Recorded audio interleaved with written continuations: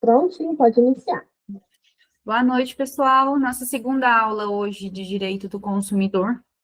E a gente começa com o artigo, né, mais importante quando a gente fala de direito do consumidor. A gente vai falar sobre os direitos básicos do consumidor, que está lá no artigo 6º do Código de Defesa do Consumidor.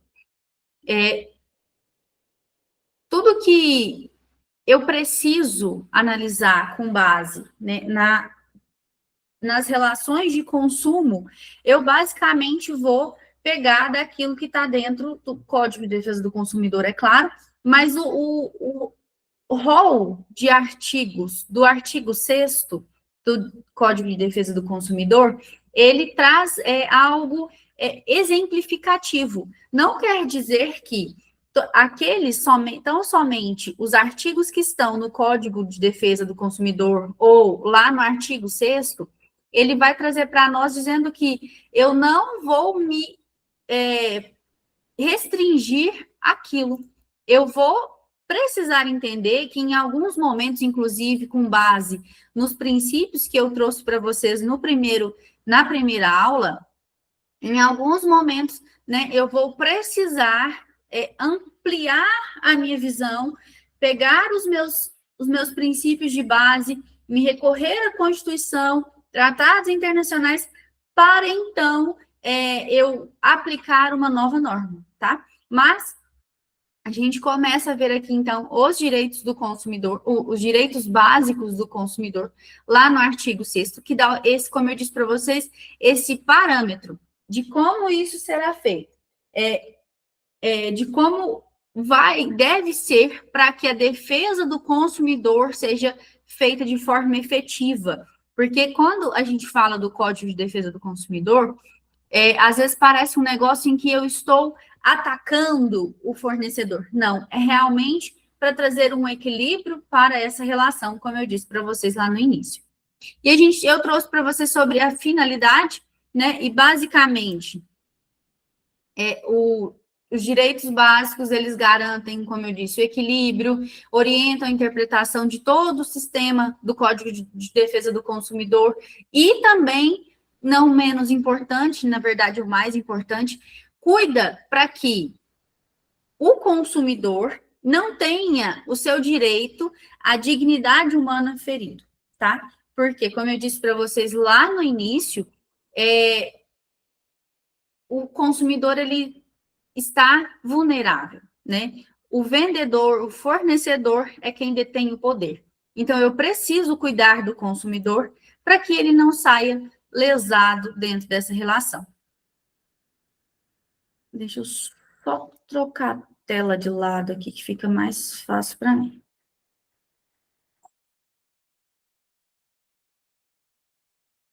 Basicamente, quando eu falo, então, que existem esses direitos básicos do consumidor, eu vou pensar que aqui, no mínimo, o Código de Defesa do Consumidor está falando, olha, fornecedor, você deve, né, disponibilizar um produto, no mínimo, adequado para o uso. Um produto, no mínimo, que não vai ferir a dignidade do fornecedor, do consumidor. Um produto que não o coloque em situação de vulnerabilidade, certo?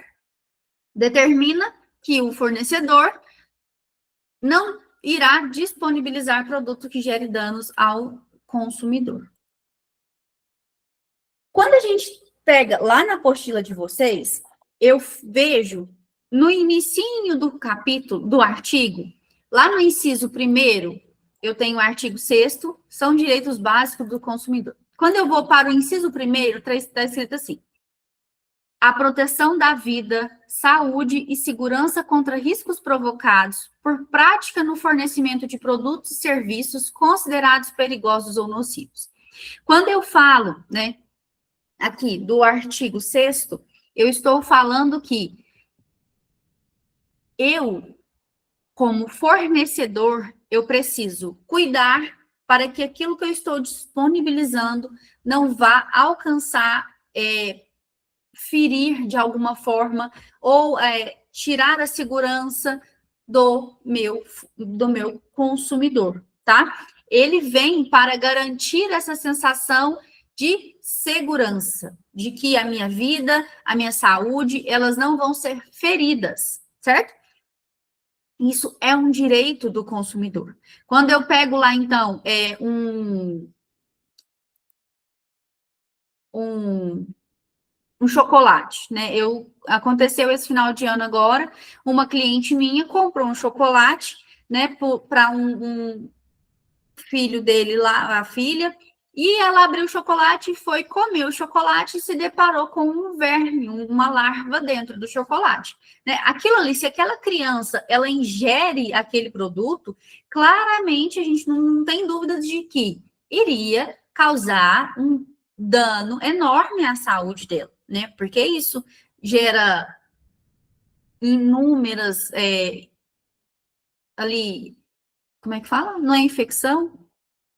Contaminação, ela poderia, né, ter uma série de viroses desenvolvidas e etc. Tudo isso por conta de um produto que não atendeu a um direito básico do consumidor, tá? Então, quando a gente vai ver isso, é importante que o fornecedor ele esteja atento e se responsabilize com relação a isso.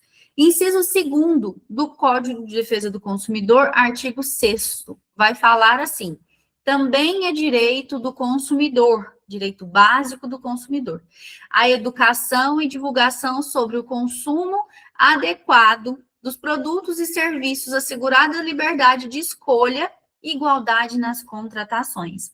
Então, gente, também é um direito do consumidor que ele possa escolher o que ele vai adquirir. É um direito do consumidor que ele tenha uma liberdade de escolha, de contratação, que ele possa contratar, inclusive, um produto adequado, né? E essa divulgação, essa exposição para o consumidor, ela precisa ser feita de forma clara e adequada. E é uma coisa muito importante que a gente vai ver, né? Deixa eu ir passando aqui, porque senão eu esqueço. Que a gente vai ver nos próximos artigos, nos próximos incisos. O inciso 3º, ele já pegando um gancho do inciso 2º, o inciso 3º ele vai falar assim: também é direito básico do consumidor a informação clara e adequada sobre os diferentes produtos e serviços, com especificação correta sobre quantidade, característica, composição, qualidade, tributos incidentes e preço, bem como sobre os riscos que apresentem. Gente, é muito importante, no momento em que vocês estiverem acompanhando a nossa aula, vocês terem em mãos a apostila de vocês, tá? E lá tem o Código de Defesa do Consumidor, vocês conseguem acompanhar comigo para não ficar nenhuma dúvida. Então, como eu li aqui para vocês, é um direito que o consumidor, ele, ao adquirir um produto, esteja lá a informação adequada, a informação clara, para que qualquer pessoa que for comprar aquilo dali, ela possa adquirir aquele produto, né, e não sofrer um engano, um erro. Quando a gente vai comprar uma soda, por exemplo, uma soda cáustica, o Azulim, eu não sei se vocês já repararam, mas vem ali no rótulo um espaço em que tem uma caveirinha. Aquela caveirinha, ela vai falar para você que aquele produto, ele pode, dependendo da quantidade que você usar, dependendo da mistura que você fizer, aquele produto pode causar um risco à sua saúde. Inclusive, assim, é uma coisa que às vezes a gente vai mexendo ali, não lê e não sabe. Quando eu era mais jovem, uma vez eu fui lavar o banheiro lá de casa, e eu até passei mal, minha mãe chegou, estava passando muito mal, e eu não sabia que não podia misturar Azulim com Quiboa. Depois, um dia eu fui olhar e realmente o Azulim fala que não deve ser misturado com outros produtos, e a Quiboa também, inclusive. E eu passei mal, eu comecei a dar, inclusive, meu esôfago queimava, e eu dava tossia, dava vômito, uma coisa horrorosa. Por falta, né, no meu caso, foi falta de atenção. Mas pode ser que em alguns produtos não tenha essa discriminação. E se a minha mãe não chega em casa, às vezes eu poderia ter passado mal. Tem casos que a pessoa pode até chegar, né, a ter problemas severos e sérios em razão disso. É importante também essas discriminações para que os pais tenham cuidado ao armazenar algum produto, porque se é um produto que às vezes se a criança for lá e pegar às vezes lá na embalagem, já pode causar algum dano, pode causar alguma lesão, alguma alergia, então é muito importante discriminar isso. E também, gente, não sei se vocês já repararam, falando sobre informação adequada e acessível, quando eu vou lá e eu faço uma compra, lá na minha nota fiscal, geralmente vai aparecer para mim assim, tributos, tanto de ICMS, tanto de tal outro tributo, para você saber, né, quanto que você está sendo ali tributado, em que você está sendo tributado, como que isso tem acontecido. Isso também é uma informação importante, que é um direito, né, de nós como consumidores. É direito do consumidor também a informação, né? Aí a gente passa para o inciso 4º. A proteção contra publicidade enganosa e abusiva, métodos comerciais coercitivos ou desleais, bem como contra práticas e cláusulas abusivas ou impostas no fornecimento de produtos ou serviços. Isso é o inciso 4º do artigo 6º. Nós vamos passar basicamente todo ele. O inciso 4º do artigo 6º, ele vai falar que nós estamos aí protegidos, né, durante as nossas contratações. E por que isso acontece? Por que a gente precisa dessa proteção? Eu não sei se vocês já ouviram falar dos chamados contratos de adesão, né? Eu vou falar aqui, coloquei para vocês agora, o contrato de adesão geralmente é aquele que você faz, por exemplo, com a empresa de telefonia, é aquele que você faz quando você vai lá, às vezes, no dentista e assina ali um contrato com ele ali, uma adesão de um aparelho ortodôntico. Isso são contratos de adesão, tá? E esses contratos, eles são autorizados que seja feito dessa forma pelo Código de Defesa do Consumidor. No entanto, a empresa ela precisa tomar cuidado. Por quê? Se for um contrato que está violando um direito do consumidor, que está violando a legislação brasileira, esse contrato pode ser, sim, discutido, tá? Esse contrato será discutido judicialmente sem problema nenhum. Ah, mas o consumidor assinou porque ele quis. Não, o contrato de adesão, ele não tem outra alternativa. Se o consumidor não assina, ele não tem a contratação de serviço. Então, muitas das vezes, o consumidor, ele fecha ali com a agência de telefonia para ele ter internet em casa, ou ele fica sem internet. E em muitos casos, as pessoas não vão pegar aquele contrato lá de 5 páginas para ler todo o contrato com calma, entender o que está contratando antes de contratar. Né? A minha mãe, ela mora em Uberlândia e ela foi começar um curso em uma escola X lá, e aí diz ela que no dia que ela estava lá fazendo a matrícula, o pessoal falou para ela que ela tinha direito a uns itens lá. Beleza. Passou-se 2 semanas, a minha mãe foi, né, para pegar esses negócios que a mulher falou que ela tinha direito. Eles falaram para ela simplesmente que ela não tinha nada disso. E aí eu falei, mãe, e tá no contrato? Ela, eu não li. Eu falei, que beleza.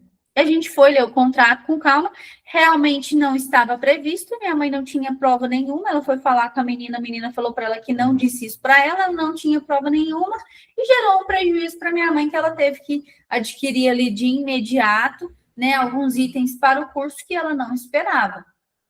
E aí, o que acontece?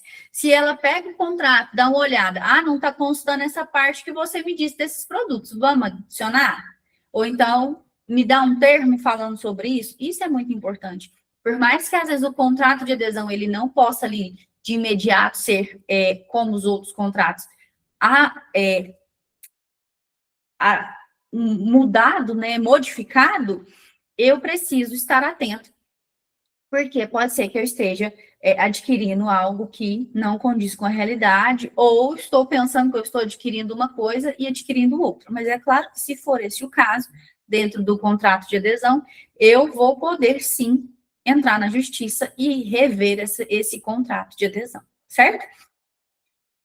Eu não sei se você já passou por isso, mas quando, às vezes, você vai assinar um contrato, em regra, né, você assina o contrato, nas primeiras vias você coloca o primeiro nome ou a rúbrica, e na última página, lá onde tem seu nome, você assina o seu nome como está no documento. Beleza, tudo certo, tranquilo. Mas é muito importante a gente observar que, em alguns casos, às vezes a pessoa que você está contratando, ela vai colocar lá uma cláusula que é ruim para você. E aí ela manda você assinar o contrato todinho. Ah, você vai assinar nessa página, nessa página, nessa página, o seu primeiro nome, mas aqui, nessa linha tal aqui, você vai assinar aqui na frente.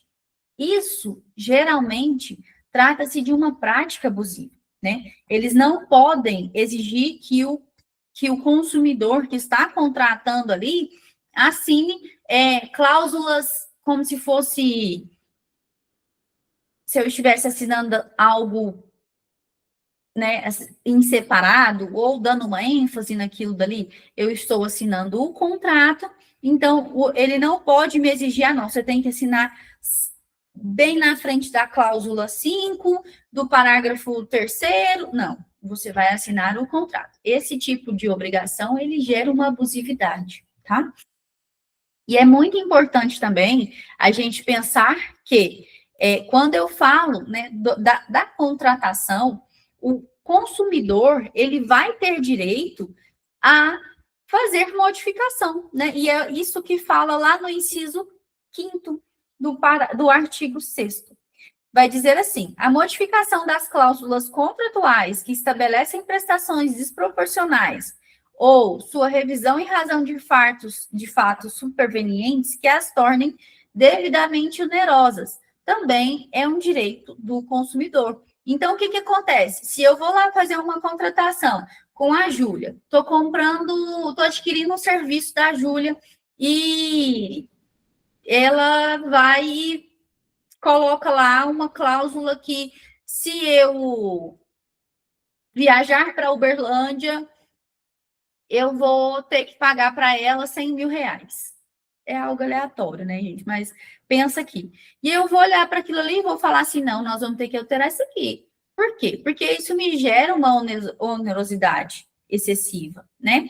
E aí, é claro que, quando eu estou fazendo um contrato, eu e um fornecedor, eu posso colocar aquilo que eu quero que seja alterado, e ele pode falar aquilo que ele quer que seja alterado, não tem problema. Até por isso que a gente tem um negócio jurídico, né? Que é uma relação onde ambos podem colocar ali as suas vontades.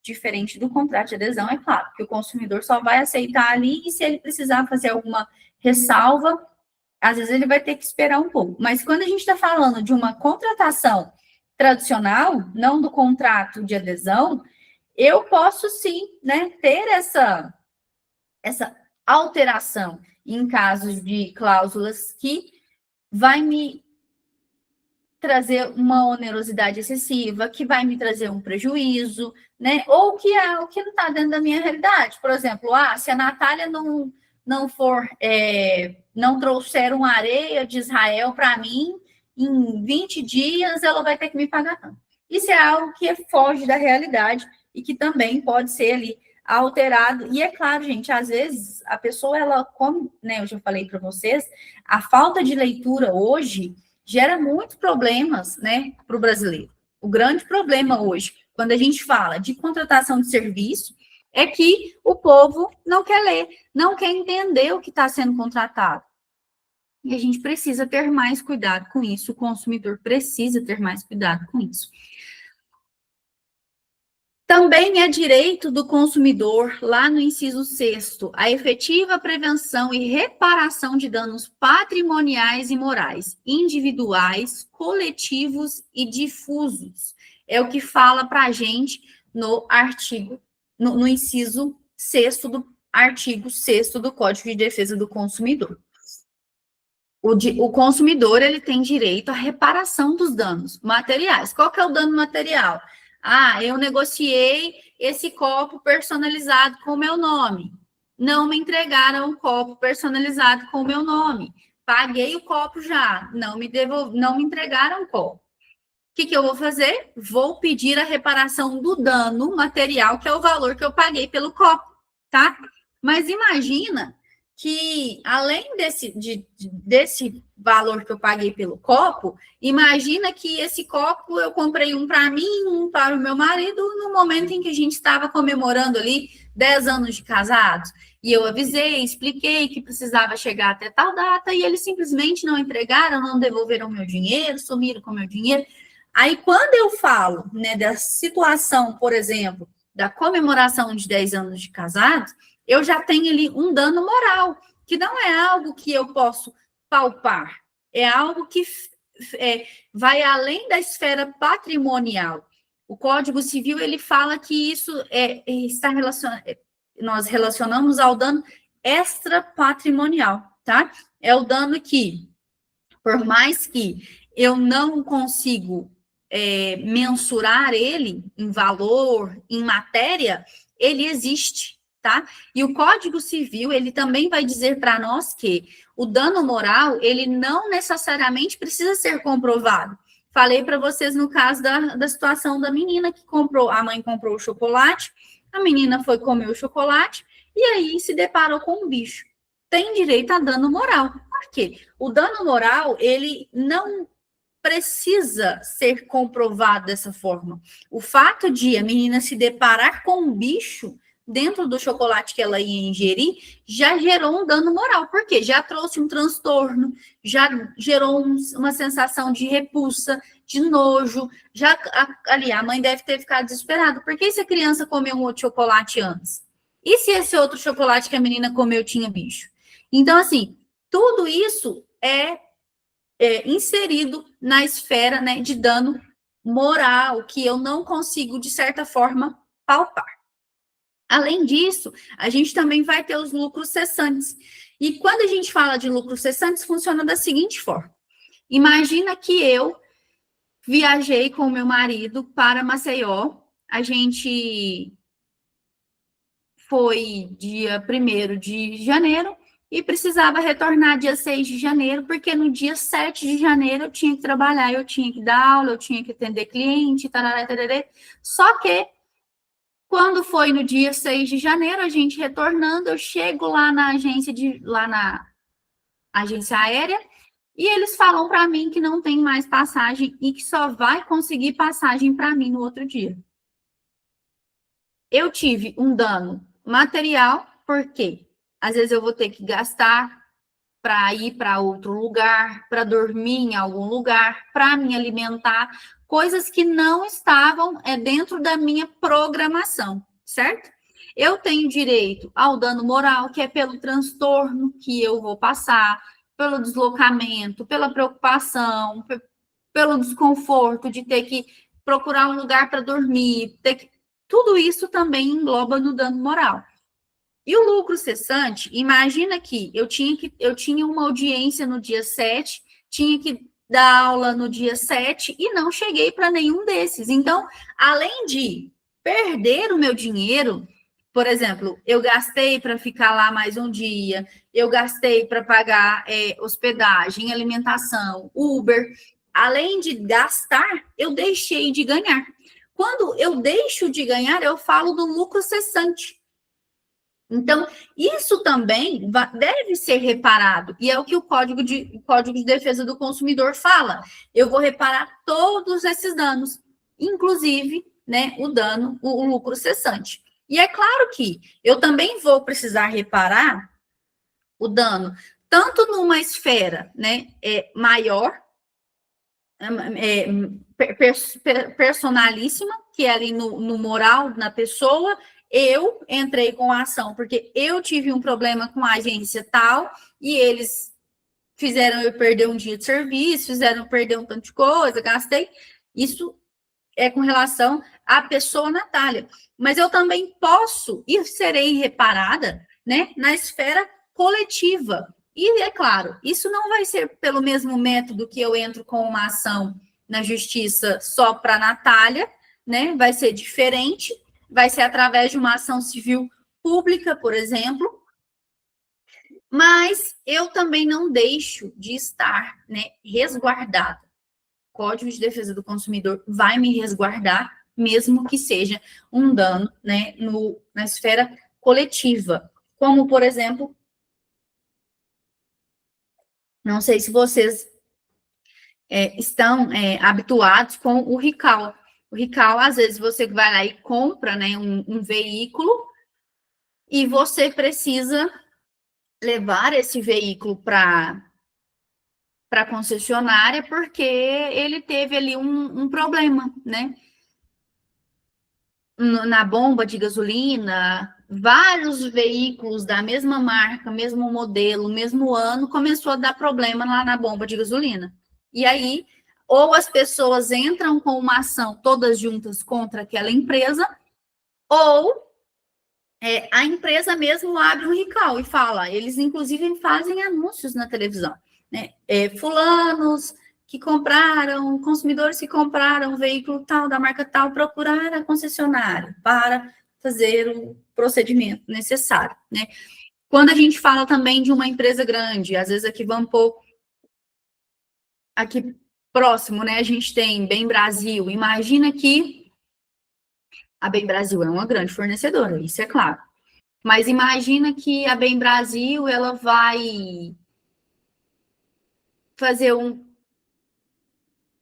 carregamento, alguma coisa do tipo, de óleo muito grande e por um acidente esse óleo acaba caindo ali numa nascente, poluindo um rio. Isso, né, nesse caso, principalmente, a gente vai ter aí a justiça sendo acionada, pode ser através dos civis, né, das pessoas, ou do Ministério Público, tá? E isso vai gerar um dano, uma reparação coletiva, certo? Imagina que a pessoa, o fulaninho de tal, pesca no rio em que derramou o óleo, e agora os peixes estão morrendo. Existe um dano pessoal e vai existir um dano coletivo, certo? Quando eu falo, né, dessa indenização, eu falo de algo que vem para recompor, né, o dano que a pessoa sofreu, né? Não necessariamente, né, a gente vai ver uma causa em que a pessoa teve, por exemplo, um voo cancelado e vai receber 10 mil de dano moral, né? O objetivo aqui não é enriquecer. Inclusive, né, o Código Civil, ele fala do não enriquecimento ilícito, porque, infelizmente, muitas pessoas entram com alguns tipos de ação a fim de ter retornos significativos, o que não é o objetivo, tá? Quando a gente fala do direito à indenização no Código de Defesa do Consumidor, não é enriquecer, mas é trazer para o fornecedor uma característica de punição, né? Algo como se eu estivesse trazendo ali, olha, você vai pagar por esse dano que você causou a essas pessoas, certo? E quando a gente fala, né, dessa reparação, dessa responsabilidade do fornecedor, essa responsabilidade, ela é objetiva. E o que isso quer dizer? Quer dizer que, quando eu falo de indenização, no código, no direito do consumidor, existe a chamada inversão do ônus da prova. E o que é isso? Em regra, se eu processar a Lívia, eu preciso provar o porquê que eu estou processando a Lívia. Estou processando a Lívia porque a Lívia me chamou de ladra lá na frente de todos os meus alunos. Disse que eu roubei o celular dela e eu estou processando a Lívia e quero um dano, uma reparação moral, porque ela me chamou de ladra, certo? Ok. Como que eu vou provar isso? Mediante gravação, eu vou provar isso mediante testemunhas, ou se às vezes foi pelo WhatsApp, eu vou pegar as conversas de WhatsApp. Dessa forma, eu vou provar que a Lívia me chamou de ladra e eu devo ser reparada por isso. Se eu não provar, eu não serei reparada e a Lívia não será condenada. Certo? Certo. Quando a gente fala de relação entre pessoas, funciona dessa forma. Mas quando eu falo de relação entre fornecedor e consumidor, funciona da seguinte forma: olha, eu comprei um chocolate da fulana de tal e veio com um bicho. A fulana de tal precisa provar que o chocolate não veio com bicho. Tá? O que acontece? Quando a gente fala da inversão do ônus da prova, o fornecedor que disponibiliza, né, o produto, ele tem o dever de, como eu disse para vocês, garantir que aquilo não coloque em risco. Então, se ele tem o dever de garantir que aquilo não coloque em risco, ele também vai precisar demonstrar que aquele alimento que eu disse que estava contaminado não estava. Ou que fui eu que coloquei o bicho. Então, isso daí é algo que o consumidor, ele vai levar aquilo que ele tem de informação, mas a obrigação de comprovar é do fornecedor, que de fato não é o que o consumidor disse que estava acontecendo. Olha, senhor juiz, o que essa mulher aí falou desse chocolate não prevalece, porque olha aqui, ela fez isso com outro caso, a gente fez um controle de qualidade com todos os nossos produtos, ela não tem nenhum vídeo comprovando que esse bicho estava dentro do chocolate, ela não tem nenhuma foto, então a gente tem aqui o nosso controle de qualidade, ISO 9000 não sei o que lá, né? A gente não tem nenhum precedente, nunca aconteceu isso. A gente faz os nossos produtos de tal forma. Então, se eles conseguirem comprovar, ok. Mas, se não, ele vai reparar esse dano. E aí, o que eu disse para vocês? O dano, a responsabilidade, quando a gente fala, né, do consumidor, do fornecedor, essa responsabilidade depois, né, quando a gente vai pensar em outros danos, eu vou entender que ela vai ser objetiva. Quando eu falo da responsabilidade objetiva, é que eu não vou discutir se tem culpa. Quando eu falo da responsabilidade subjetiva, a pessoa só vai responder se houver culpa, tá? E quando a gente passa então, para casos mais graves, que é o que a gente vai ver agora, quando a gente fala de defeito do produto ou fato do produto, alguns doutrinadores usam a palavra fato, outros doutrinadores vão usar a palavra defeito. Mas aqui eu trouxe as duas e a gente pensa no defeito do produto. Quando o consumidor ele é submetido, tá, a um defeito do produto, o fornecedor, ele vai responder independente de culpa, tá? Independente de comprovada a culpa. Essa responsabilidade, ela é chamada responsabilidade objetiva. Eu não discuto culpa, eu discuto o dano que o consumidor sofreu. O consumidor sofreu um dano X. Então, o fornecedor vai ter que reparar esse dano, certo? Eu vou trazer um exemplo para vocês aqui. Imagina que eu comprei o celular, botei o celular para carregar, sentei na mesa para almoçar, o celular estava carregando lá na mesa e de repente o celular explode, começa a pegar fogo e eu não consigo conter as chamas e pega fogo, começa a pegar fogo na minha casa e eu me queimo toda em razão da explosão do celular.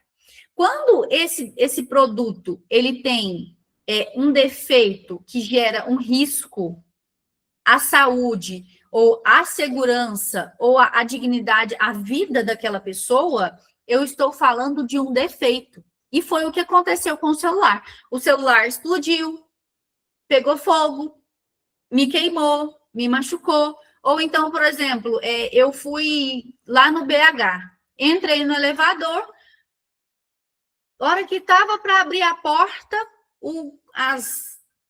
como é que chama? Os cabos do elevador soltou, o elevador caiu lá no primeiro piso de novo e eu quebrei a minha perna.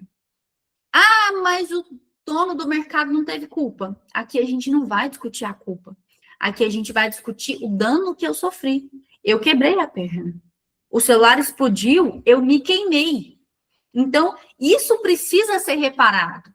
Se ele, mesmo que ele tenha culpa ou não. É claro que, por exemplo, no caso lá do dono do BH, eu vou e processo ele, porque eu entrei no elevador, o elevador arrebentou o cabo e o elevador caiu e eu quebrei a perna.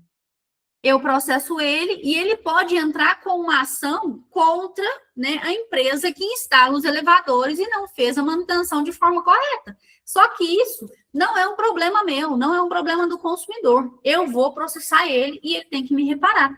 Se ele entrar com a ação de regresso contra aquela pessoa deve, às vezes, em alguns casos, pode ou deve reparar ele o valor que ele me pagou. Mas isso daí não está vinculado a mim. Por quê? Quem lucra com a atividade assume o risco, certo? Se eu estou lá ganhando dinheiro, vendendo empadinha, e a pessoa passa mal e morre porque comeu a minha empadinha, eu vou me responsabilizar por aquilo. Por quê? Porque eu assumi o risco da atividade, certo? A pessoa comprou de mim. Então, quando a gente fala disso, eu estou falando do fato do produto, do defeito do produto. O defeito, ele causa dano, ele machuca, tá? Ele fere, ele intoxica, ele às vezes vai ser um choque, uma queda, como eu disse para vocês, ele vai atingir em alguma esfera a minha vida. Geralmente um acidente, é claro, mas o consumidor precisa estar resguardado. Diferente é o vício. O vício do produto, ele não vai causar nenhum problema à minha saúde, à minha vida. Ele simplesmente, às vezes, vai não entregar aquilo que eu esperava, tá? Eu comprei o celular para fazer ligação e conectar nas redes sociais que eu uso. Mas o celular não funciona os dados móveis. Só consigo usar o telefone no Wi-Fi. Não consigo fazer ligação, não consigo usar os dados móveis, não consigo usar um SMS. Se eu não estiver no Wi-Fi, eu não uso o celular. Neste caso, não tem nenhum risco à minha vida. Neste caso, é um vício. Um vício que pode ser sanado, um vício que pode ser corrigido, um vício que pode ser devolvido o valor em dinheiro, que pode ser trocado por outro produto. Isso é o vício, tá? O vício... Opa! O vício, ele só deixou de funcionar, mas ele não causou nenhum dano na minha vida, nenhum problema à minha saúde. Deixou de funcionar, não funcionou, vício. Causou um dano à minha saúde, à minha dignidade, à minha vida, defeito. E como eu disse para vocês, no defeito a pessoa vai buscar uma reparação, tá?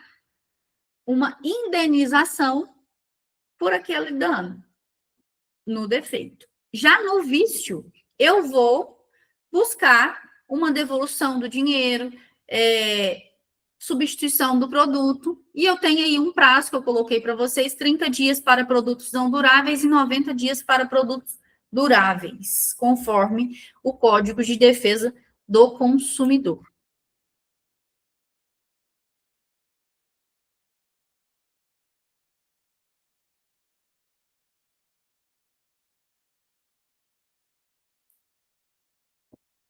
Ainda falando das práticas abusivas, a gente vai observar que a gente não sai, tá, do Código de Defesa do Consumidor, a gente permanece falando no Código de Defesa do Consumidor e, inclusive, quando eu falo lá do inciso 10º, fala da prestação adequada e eficaz dos serviços públicos em geral, né, a facilitação dos direitos, acesso à informação, a efetiva prevenção.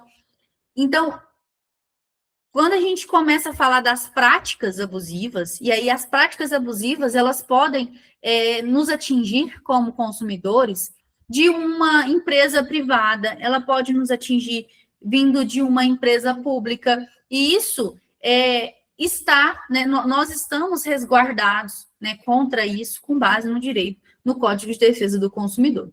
Prática abusiva, basicamente, é uma postura, uma conduta que vai violar, né, o que se espera, ou a boa fé que se espera daquele que está ali negociando, do fornecedor. E eu preciso entender que existe a publicidade enganosa, que é aquela que vai induzir o consumidor a erro. E também vai existir a publicidade abusiva. É aquela que se aproveita, né, de uma fragilidade do consumidor. Por exemplo, quando a gente tem ali, eu vou lá no mercado e eu chego lá e tem lá, vamos pôr, arroz Vasconcelos, R$ 20, em caixa alta, letras grandes, coisa mais bonita. Lá embaixo, bem pequenininho, com asterísticos, letras miúdas, vai aparecer assim, acima de 20 quantidades. Gente, se for um idoso, às vezes uma pessoa que tem uma dificuldade de visão, uma pessoa que tem uma limitação cognitiva, não vai ser fácil para ela, às vezes, né, presumir que aquilo ali pode ser que não seja o que eles estão vendendo de fato. Ah, não, peraí, deixa eu ler as letrinhas miúdas aqui. Ninguém geralmente faz isso. Isso trata-se de uma publicidade abusiva, né? Onde eu me aproveito do fato de que aquela pessoa não vai, né, ter a maldade de se atentar às letrinhas miúdas e faço com que ela adquira aquele produto e sem entender muito bem o que aconteceu ali, o que ela está comprando e etc. Né? Isso, essa diferença, ela é muito importante, né? A gente entender que uma eu vou induzir a erro, tá? Por exemplo, estou vendendo um quadro que minha prima pintou. Minha prima de 20 anos pintou um quadro, e aí eu vou pegar isso e vou vender esse quadro e falar assim, olha, fulano, esse quadro aqui, ó, foi pintado por Da Vinci. Isso aqui, ó, ninguém nem sabe direito, não se fala tanto, mas é porque é um negócio espetacular. Foi pouco falado, mas isso aqui, ó, é uma obra de arte raríssima. Você nunca mais vai ver uma igual. Aqui a assinatura dele aqui, ó, coisa rara, coisa valiosa, milhões. E eu não sendo uma pessoa que conhece de pinturas, de arte, eu vou, às vezes, vou comprar e falar assim, olha aqui, gente, adquiri um quadro do Leonardo da Vinci por R$ 5.000. Nunca imaginava. Isso é uma publicidade ou uma venda, né? Uma negociação enganosa, certo?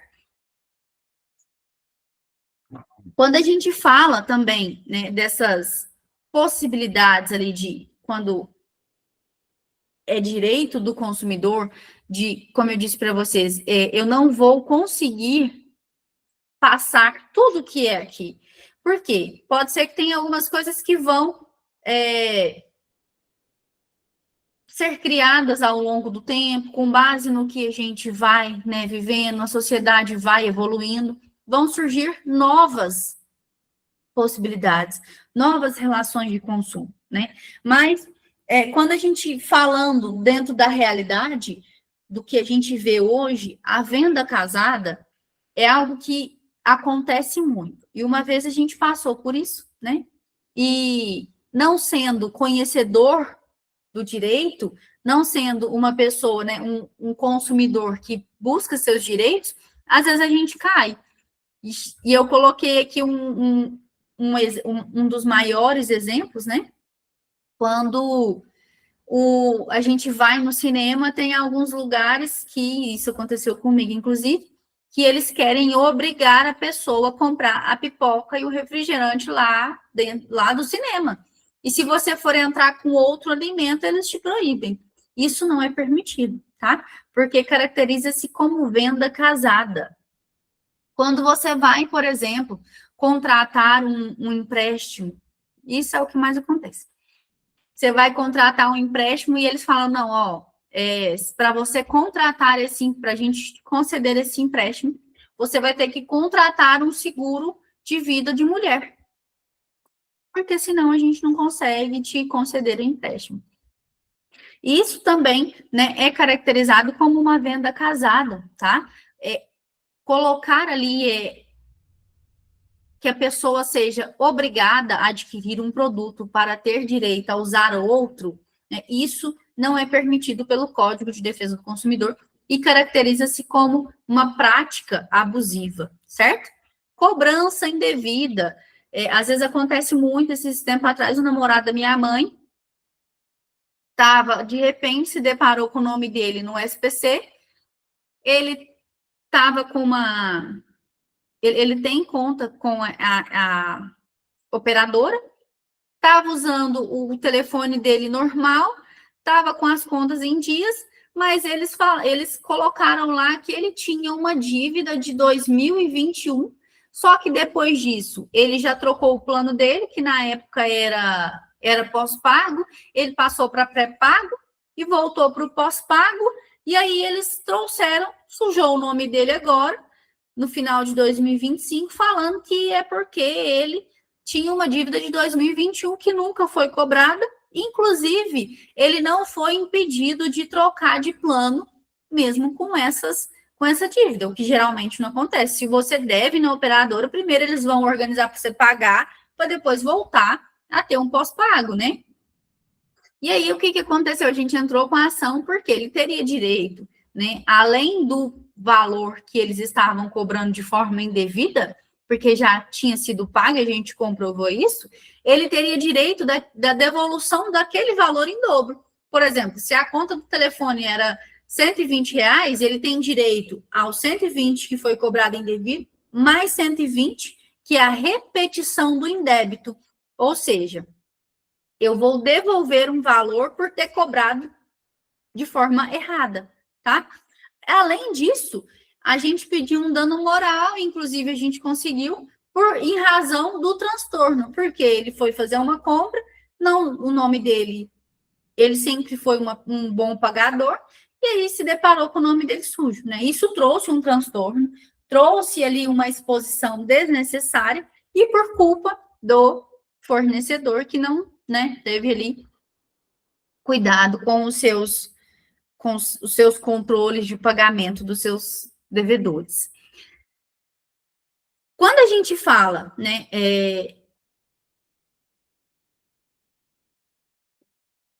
desses artigos, né, e eu vou enviar para a Lívia subir para vocês no portal, um material com a primeira aula e essa aula de hoje para vocês.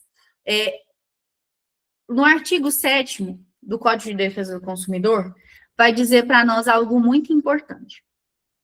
Os direitos previstos nesse código não excluem outros decorrentes de tratados ou convenções internacionais de que o Brasil seja signatário, da legislação interna ordinária, de regulamentos expedidos pelas autoridades administrativas competentes, bem como dos que derivem dos princípios gerais do direito, da analogia, costumes e equidade.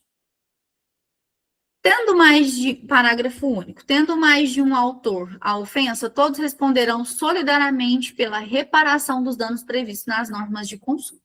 Primeira coisa que a gente viu aqui é o fato de eu ter aqui um rol exemplificativo, como eu disse para vocês, não quer dizer que se surgir outra possibilidade, ou se, por exemplo, eu tiver aqui algo que não é falado no Código de Defesa do Consumidor, mas tem um tratado que o Brasil é signatário e é falado, eu não vou deixar de aplicar essas outras legislações, não vou deixar de aplicar, por exemplo, um decreto que é benéfico para o consumidor, porque não está previsto aqui, tá? Como eu disse para vocês lá atrás, o Código de Defesa do Consumidor é um microsistema? Sim. É a legislação que ampara o consumidor? Sim. Mas ela vai se relacionar com todas as outras legislações para que exista uma relação de equilíbrio, tá? De igualdade, uma relação que não vai ferir nenhum direito do consumidor, do civil, certo? E além disso, quando a gente fala da responsabilidade, é muito importante a gente entender que existem dois tipos de responsabilidade. Eu vou ter a responsabilidade solidária, que é o que acontece no Código de Defesa do Consumidor. O que vai acontecer quando a gente tem a responsabilidade solidária? Eu tenho uma loja e eu tenho uma pessoa que revende as roupas da minha loja, certo?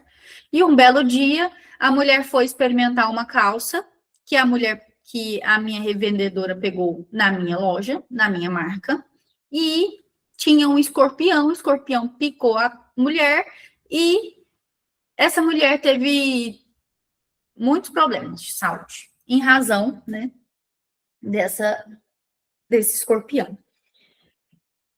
Essa mulher, ela vai entrar com um processo contra a minha revendedora e contra a marca da Natália, contra a minha marca, certo? Neste caso aqui, eu e a minha revendedora seremos responsabilizadas de forma solidária, ou seja, nós duas vamos ter que pagar, certo? Por quê? A nossa responsabilidade, ela aqui, digamos que ela vai ser 50-50. Eu pago metade, ela paga metade. Diferente da responsabilidade subsidiária. A responsabilidade subsidiária, ela vai funcionar da seguinte forma.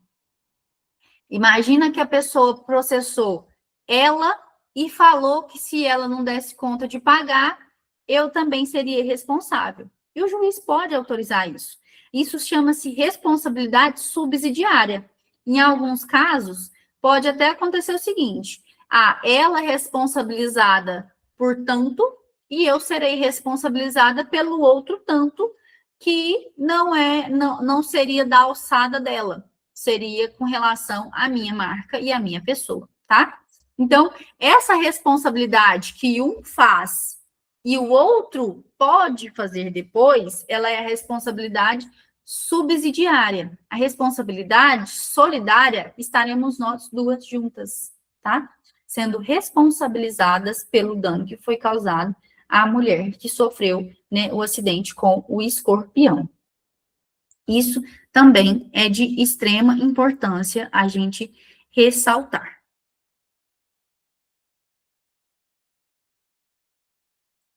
Quando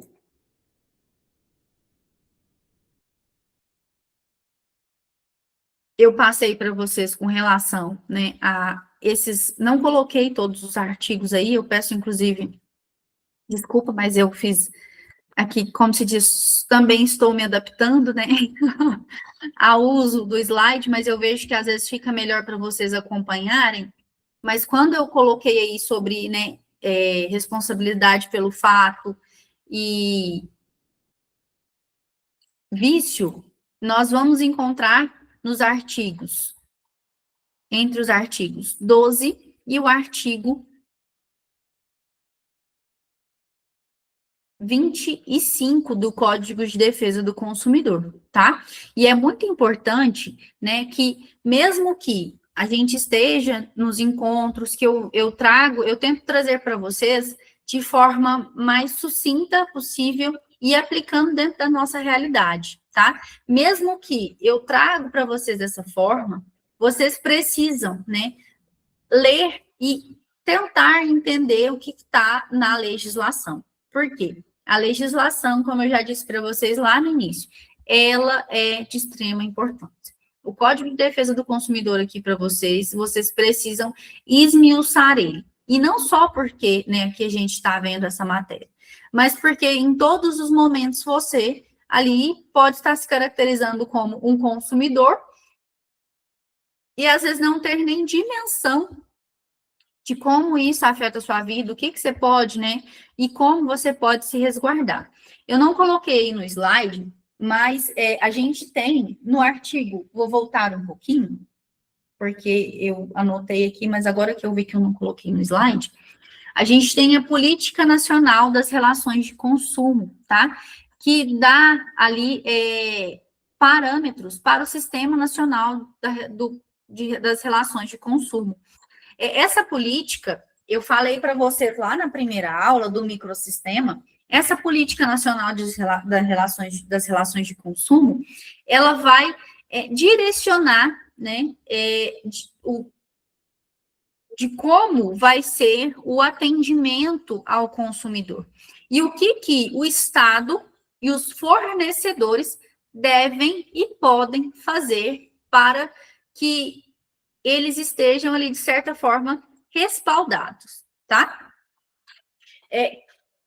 A política nacional, né, das relações de consumo, além de já existir os princípios que dão base para o direito do consumidor, além de já existir os princípios do Código de Defesa do Consumidor, ele também vai ter aí alguns princípios, que reconhecendo a vulnerabilidade do consumidor no mercado de trabalho e trazendo a ação do Estado, né, do governo, para que ele tenha uma postura de cuidado, de coibição, de práticas abusivas, de coisas que vão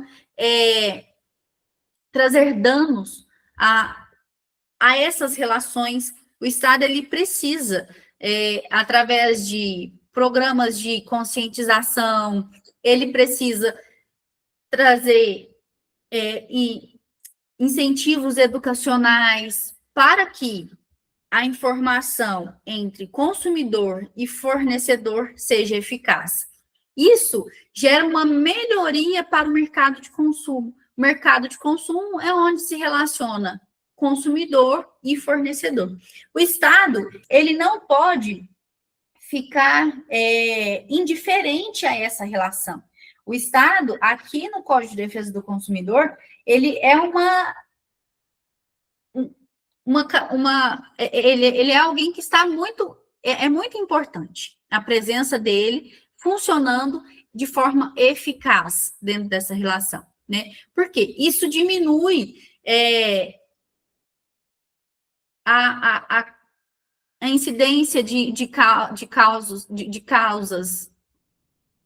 na justiça, diminui a incidência de pessoas que são compelidas a comprar, que vai lá e faz uma compra porque ela foi forçada a fazer aquela compra. Então, o Estado, ele agindo, criando esse sistema, ele facilita e melhora essa relação, né? Por isso que às vezes a gente se depara aí com Semana do Consumidor, conscientizando, a gente tem lá nos estabelecimentos o Código de Defesa do Consumidor que precisa estar disponível para o cidadão, né? Também é muito importante a gente observar que dentro, né, quando a gente vê essa política funcionar, Eu vou ter, então, as promotorias voltadas à defesa do consumidor. Isso é muito importante. Isso vai acontecer. Isso traz uma segurança, né, para esse sistema. Porque quando a gente fala da promotoria, ela é o que briga por um bem maior, tá? Digamos que é o advogado do povo. Além disso, né, além da criação dessas promotorias, o Estado ele vai disponibilizar, vai fazer com que o consumidor tenha assistência judiciária gratuita, vai fazer com que o consumidor tenha assistência jurídica gratuita, porque assistência judiciária é uma coisa, né? Quando eu falo de assistência judiciária gratuita, eu não vou precisar pagar taxa para entrar com o processo. Agora, quando eu falo de assistência jurídica, na maioria das vezes, se a pessoa vai lá e ela entra com o processo sem advogado, a secretaria não vai ficar falando, ô, fulano, você tem que fazer isso, ou fulano, você tinha que ter trazido tal documento, ou ciclano, não esquece da audiência tal dia, que foi o que aconteceu com uma cliente minha. Então, assim, o Estado ele vai nomear advogados gratuitos, o Estado vai disponibilizar a defensoria pública para que as pessoas tenham acesso, né, à assistência jurídica, que é a presença de um advogado para buscar os seus direitos. Além disso, a criação das delegacias especializadas, que a gente tem hoje, o PROCON é uma delegacia especializada, e a criação dos juizados especiais voltados, né, para a relação de consumo. Geralmente, quando a gente fala de comarcas pequenas, eu vou ter ali, às vezes, só uma vara do juizado especial, né, mas é claro que eu vou ser atendido, né, nas minhas demandas de consumeristas tranquilamente, mas em alguns casos onde eu tenho, né,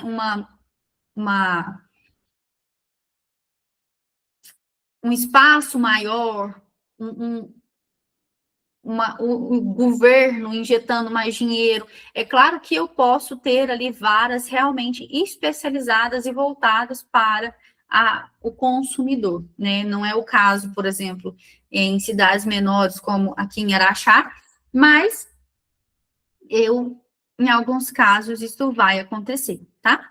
E também é dever do Estado gerar estímulos a associações de defesa do consumidor, né? A gente, às vezes, vai se deparar aí com algumas associações que ficam, né, cuidando e fiscalizando. Eu não sei se vocês ouviram falar, teve, inclusive, um grupo de jovens de uma faculdade que foi premiado. Eles estavam criando um aplicativo que, se eu não me engano, tinha que ser pago, né? Mas esse aplicativo, você pega uma rota, ele te direciona para uma rota, né? É como se fosse um mapa, pensando não só na rapidez, mas na segurança, né? Ele vai ali colocar rapidez e segurança e vai tentar encontrar o melhor caminho para você, né? Para que você esteja num caminho que não vai ser tão longo, mas que você também esteja num caminho seguro, certo? Quando nós formos para as próximas aulas, a gente vai começar a falar um pouco sobre prescrição, decadência e também sobre superendividamento, que é um tema extremamente importante quando a gente fala de Código de Defesa do Consumidor, certo? Vou disponibilizar, como eu disse para vocês, esse material que é como se fosse uma apostila, para vocês fazerem a leitura dele, independente, tá? Não estou falando que fez a leitura dessa apostila que eu vou disponibilizar, vocês não precisam fazer a leitura da apostila disponibilizada, precisa sim, o Código de Defesa do Consumidor é de extrema importância, não é uma lei tão grande quanto outras que a gente se depara aí, é uma leitura tranquila e é importante para que vocês também, né, na próxima aula, se tiver alguma dúvida, façam anotações, se quiserem trazer aí na próxima aula para a gente repassar e esclarecer, e isso é muito importante. Vou disponibilizar também os slides para vocês, e, por hora, fico à disposição. Rosângela, você gostaria de fazer alguma pergunta? Quer pontuar alguma questão? Boa noite. Não, tô tranquilo, assim, gostei bastante. A primeira aula que estou assistindo, né? As outras aulas eu não consegui assistir. E gostei muito das falas claras, né? Sem palavras que talvez a gente tivesse que buscar dicionário, né? Outras vias para que a gente pudesse entender de fato. Isso foi muito bacana, gostei muito. Sem o juridiquês, né? Eu te entendo. Isso, exatamente, né? Que é As- muitas das vezes, e talvez seja também até um direito do como consumidor, né? Que a gente consiga interpretar de fato aquilo que o advogado ou o acesso jurídico está falando para nós.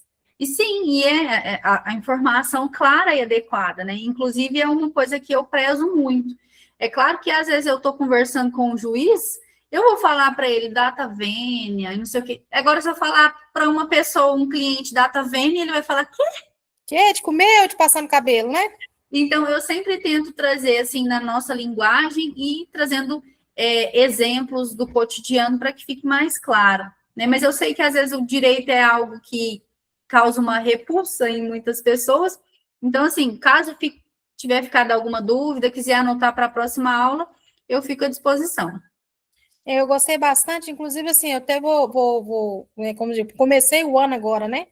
Para buscar as apostilas, né? Ver onde que está o material, para que eu possa, de fato, começar o meu curso, que até então não tinha começado ainda, vamos dizer assim, né? Mas tá Aproveita e ótimo. já assiste a primeira aula. Sim, não, vou estar pegando aí, né? Final do ano é meio corrido, meio complicado, mas a gente agora vamos com o pé direito, esquerdo, né? Para não contrariar ninguém, né? Que a polêmica foi grande. Contra com os dois. Vamos com os dois e vamos que vamos. Tá certo. Obrigada, Eu Rosângela. que agradeço. A gente encerra por aqui hoje, então façam a leitura do material, façam a leitura do código, e a nossa próxima aula será a última aula. Vou tentar trazer tudo de forma bem tranquila e resumida para vocês. Caso vocês tenham alguma dúvida, estou à disposição. Muito Boa obrigada. noite, um Boa bom noite 2026 para todos. a todos nós. Fica com Deus, todo mundo. Amém. Com Deus. Tchau, tchau.